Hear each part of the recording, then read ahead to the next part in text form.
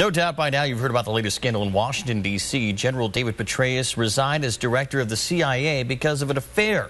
Here to chat about it on this trial Tuesday, our legal general and a man I'd follow into battle in a courtroom any day of the week, Attorney David Aylor. Counselor, thank you so much for being here. Let's get to the basics, the meat and potatoes of this thing. General David Petraeus, once a four-star decorated general, now out of a job and really facing scandal. Yeah, he is, and I don't think it's going to go away anytime soon because there seems to be a lot of legs on this situation from the point of his resignation and then where it goes from here, because he was actually supposed to testify in regards to the situation in Benghazi soon to come within this week, and now that's been canceled, so it's even causing more scandal. Indeed, and another four-star general, his replacement in Afghanistan, I believe, now under some scrutiny as well. Right. He has not been relieved of his duties, but there's some issues related to a lady that's involved with the Petraeus scandal, which would be Mrs. Kelly, not Mrs. Broadwell, who wrote the article, but the lady that she alleged to have emailed and threatened her, and or maybe more just sent her some urging messages to leave General alone, right, somehow is involved as well. So these were two competing women, and then one found out about the other, and the emails started to be exchanged? Well, from what I understand, the initial concerns were by Mrs. Kelly down in Florida, who is a liaison to the military, and those emails were being sent from Mrs. Broadwell, and were not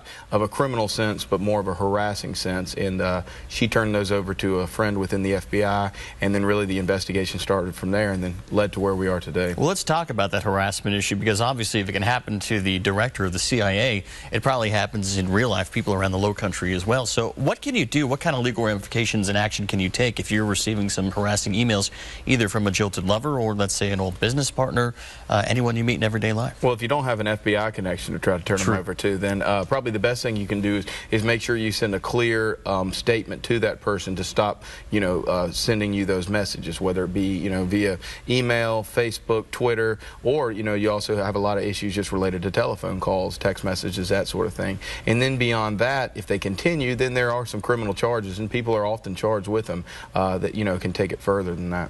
What about people that's staying away, being ordered to stay away from a judge, kind of restraining orders, that kind of thing, not being allowed to get on social media? Can that happen, and is it pretty commonplace in our justice system? Yes, it can. It can be a part of bond conditions and things like that. You'll often see it, anything that's related to internet crimes, things like that, where they're told they're not allowed to be on the web.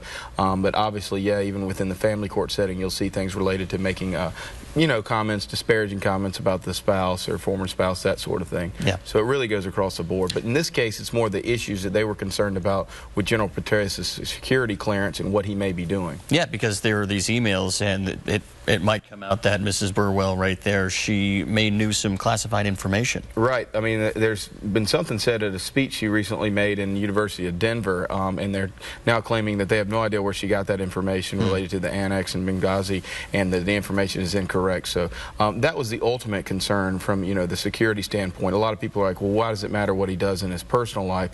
Well, when it starts to blend into his professional life, just like for any of us, that's where the problem lies. And I'm sure he has many secrets that obviously he wanted to stay. Yeah. Secret, so it really could be a damaging thing. Do you see him facing criminal charges? I don't think so. It doesn't appear that there's been anything that's gone beyond that point. However, as of just yesterday, the FBI was at Mrs. Broadwell's home there in Charlotte, North Carolina, and they were looking for something. We don't know what it was, so it'll be interesting to see how this plays out. Yeah, and how about him? Does he face any kind of ramifications from this?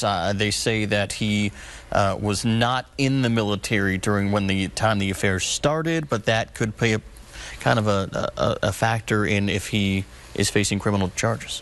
Well, the interesting part of it is going to be what exactly he's allowed to come out and if he's disclosed anything, whether he was within the military or in his role as CIA director. Clearly, there's a number of things, probably hundreds of thousands of things, that, is not something that he can provide to others, particularly a civilian. He did provide her a lot of access within the writing of his book, which a lot of people were a little bit disturbed by that in the first place, prior to even knowing about the affair. All right, well, we'll definitely have to keep an eye on that, and I'm sure you and I will be talking about this for many months to come. It'll be interesting to see how it plays out. Indeed, well, David Aylor, thank you so much for being on the program. We appreciate it, and we'll be right back with more Low Country Live.